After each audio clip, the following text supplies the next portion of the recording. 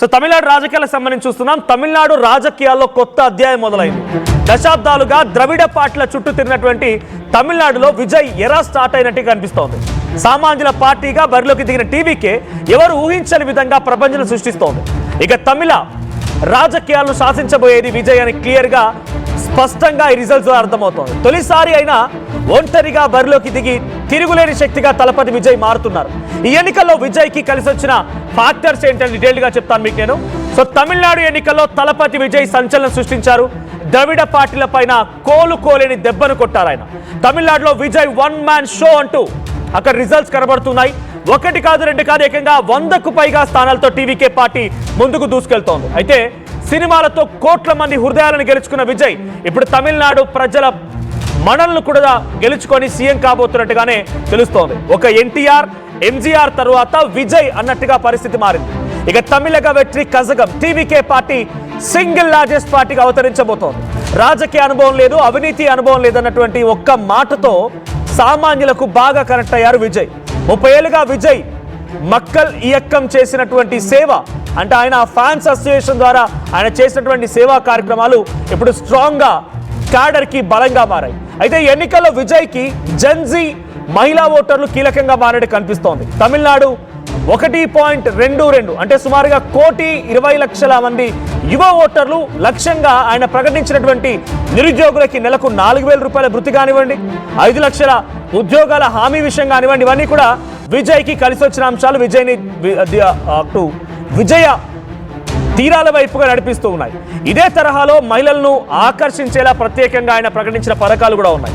Vijay winnowing లో అవి కూడా భాగం కాబోతున్నట్టు కనిపిస్తోంది. తన మేనిఫెస్టోలో మహిళలకు పెద్దపీట వేశారు విజయ్. ప్రతి మహిళకి నెలకు 2,000 రూపాయల 2,500 రూపాయలు ఇస్తామని ప్రకటించారు. పెళ్లి కానుకగా 8 గ్రాముల బంగారం అని చెప్పుకొచ్చారు. ఒక పట్టు చీర ఇస్తానన్నారు. ఏడాదికి 6 ఫ్రీ ఎల్పిజి గ్యాస్ కనెక్షన్లు ఇస్తానని చెప్పే ప్రయత్నం చేశారు. ఆర్టీసీ బస్సుల్లో ఫ్రీ ట్రావెల్స్ అంటూ కూడా అనౌన్స్ చేశారు. విద్యార్థుల తల్లిదండ్రులకి సుమారుగా 15,000 రూపాయల సాయం అన్నారు. డ్వాక్రా మహిళలకి వడ్డీ లేని రుణాలతో హామీలు ఇచ్చారాయన. ఈ రకంగా మహిళా ఓటు బ్యాంకును తన వైపుగా మళ్లించుకున్నారు. ఇక రైతన్నలకు సంబంధించి కూడా వారిని సైతం ఆకట్టుకునేలా ఇచ్చినటువంటి హామీ కూడా విజయ్కి చాలా కలిసి వచ్చింది. 5 ఎకరాల కంటే తక్కువ భూమి ఉన్నటువంటి రైతులకి రుణమాఫీ చేస్తానని ప్రకటించారు. 5 ఎకరాల కంటే ఎక్కువ ఉంటే 50% మాఫీ అంటూ రైతులకి తన వైపు తిప్పుకునేలా విజయ్ ప్రయత్నం చేశారు. ఇక విజయ్కి మైనార్టీ వర్గాల మద్దతు కూడా కలిసి వచ్చినట్టుగా ఉంది. అయితే విజయ్కి క్రిస్టియన్లు ముస్లిం ఓటు బ్యాంక్ కూడా భారీగానే నమోదైనట్టు తెలుస్తోంది. బీజేపీ చేసినటువంటి జోసెఫ్ విజయ్ కామెంట్స్ ని కూడా తనకు ఒక అనుకూలంగా బలంగా మార్చుకున్నారు విజయ్.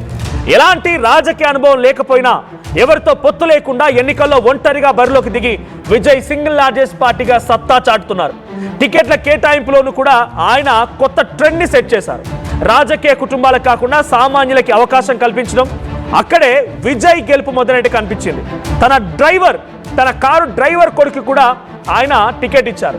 ఇక డాక్టర్లు, లాయర్లు, కార్యకర్తలు, వివిధ వర్గాలకు సంబంధించిన వారందరికీ కూడా ఆయన సర్వీస్ ఓరియంటెడ్లో ఉన్న వారి టికెట్లు కల్పించే అవకాశం ఎక్కువగా ఉంది. అందుకే ఆయనకి ఇప్పుడు చాలా అద్భుతమైన రిజల్ట్ కూడా వచ్చింది. టీవీకే అంటే సామాన్యుల పార్టీ అన్న నినాదాన్ని ఆయన నిజం చేశారు. ఇక డిఎంకే కంచుకోట్లైనటువంటి పెరంబూర్, తిరుచి లాంటి ప్రాంతాల్లో పోటీ చేసి విజయ్ తన గట్స్ ఏంటో నిరూపించుకున్నారు. అయితే ఈసారి ఎన్నికల్లో విజయ్ ప్రభావం అంతగా ఉండదని మెజారిటీ ఎగ్జిట్ పోల్స్ అంచనా వేశాయి. కానీ యాక్సిస్ మై ఇండియా సర్వే మాత్రం విజయ్ పార్టీ సునామీ సృష్టిస్తోంది అని చెప్పుకొచ్చింది. 98 నుంచి 120 స్థానాల్లో టీవీకి అతిపెద్ద పార్టీగా అవతరిస్తుందని తెలిపింది. ఇప్పుడు అదే నిజమవుతోంది. తమిళ రాజకీయాల్లో విజయ్ ఎలా స్టార్ట్ అయిందనేది దీని ద్వారా అర్థమవుతోంది. ఇకపోతే డ్రగ్స్ రహిత సమాజం, మహిళా భద్రత, సామాన్యుల అంశాల వంటి అంశాలతోనే ఈయన ముందుకు సాగారు, రాజకీయ ప్రయాణాన్ని మొదలుపెట్టారు. ఇప్పుడు అది మరో దశకు చేరుతోంది. స్టార్ హీరో హిట్ అయినటువంటి విజయ్ ఇప్పుడు లీడర్ గా కూడా సక్సెస్ అవుతూ ఉన్నారు. సో ఓవరాల్ గా విజయ్ కి సంబంధించినటువంటి రిజల్ట్స్ చూస్తూ ఉంటే ఇట్స్ షాకింగ్ రిజల్ట్ అని చెప్పాలి. సెంచరీ దాటేసింది కూడా.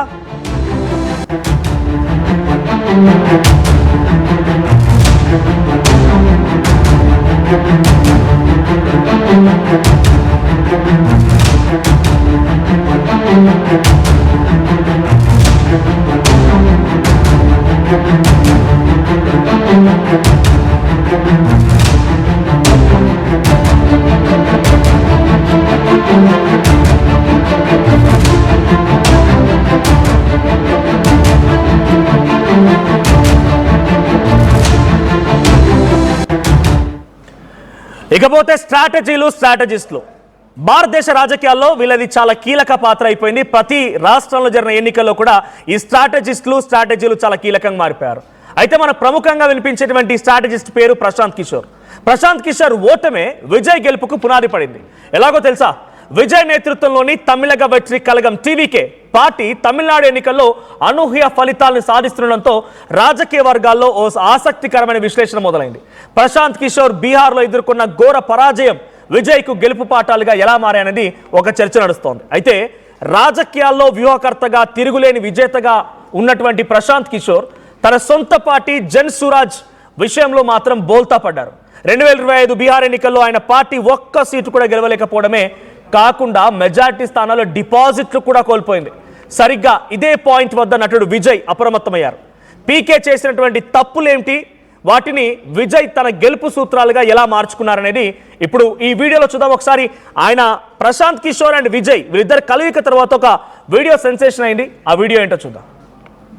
There is so much of chatter in the name of MS Dhoni. He is the only Bihari who is more popular than me in Tamil Nadu. Dhoni is more popular in Tamil Nadu than Prashant Kishore, but make no mistake, next year when I contribute and I help you win, then I will be taking over Dhoni in popularity. Do you agree or not? Do you? No, not everyone has not answered. If I help TVK win next year, who would be more popular in Tamil Nadu? My fellow Bihari MS Dhoni, who makes win Chennai Super King every time, or Prashant Kishore? So you see, so I have my own battle to win. I have to become the most popular Bihari in Tamil Nadu. So I have to compete with Mr. Dhoni, who makes Chennai Super King win. I will make TVK under your leaders win. So that is why I am here. ఇది ప్రశాంత్ కిషోర్ మాట్లాడింది. తమిళనాడులో Chennai super Kings టీంని విజయ తీరాల వైపు నడిపిస్తున్న ధోని ఎంత famous ఒక బిహారీగా నేను కూడా ఇప్పుడు ఆయనతో కంపీట్ చేస్తున్నాను. నెక్స్ట్ సారి తమిళ రాజకీయాల్లో టీవీకే గెలిచిన తర్వాత నా పేరు అలాగే వినిపడుతోంది, నేను కూడా అంత ఫేమస్ అవుతాను, పాపులర్ అవుతున్నారు ప్రశాంత్ కిషోర్. అయితే ప్రశాంత్ కిషోర్ చేసినటువంటి అతిపెద్ద తప్పు ఏంటంటే తన పార్టీకి తానే సర్వస్వం అయిపోయాడు అప్పుడు బీహార్ ఎన్నికల్లో. అయితే ఓటర్లు ఆయనని యాక్సెప్ట్ చేయలేకపోయారు. గెలిస్తేనే కదా మమ్మల్ని పాలించేదన్నట్టుగా ఆయన సందేహాన్ని రేకెత్తించింది.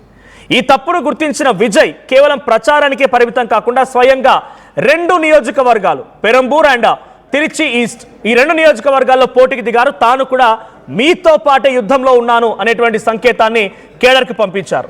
పీకే రాజకీయాల్లో అద్భుతమైనటువంటి వ్యూహకర్త, కానీ కోచ్ ఎప్పుడు గ్రౌండ్లో ఆడి మ్యాచ్ని గెలిపించలేడు. ఒక పార్టీ గెలవాలంటే కెప్టెన్ కావాలి. విజయ్ తనకున్నటువంటి సినిమా ఇమేజ్ని కేవలం క్రేజ్గానే కాకుండా రాజకీయ బలంగా కూడా మార్చుకున్నారు. పీకే టీవీలో ఇంటర్వ్యూల్లో కనిపించి విశ్లేషణలు ఇస్తే విజయ్ నేరుగా ఎన్నికల క్షేత్రంలో నిలబడి ఓట్లను అడిగారు. ఇక బీహార్లో పీకే కేవలం అభివృద్ధి అనే మంత్రాన్ని జపించారు, కానీ అక్కడ బలంగా ఉన్నటువంటి కుల రాజకీయాలను తక్కువగా అంచనా వేశారు. ఫలితంగా సామాజిక సమీకరణలో ఆయన అక్కడ ఓడిపోయారు. తమిళనాడులో విజయ్ తన నియోజకవర్గాల ఎంపికలోనే చాకచక్యత ప్రదర్శించారు.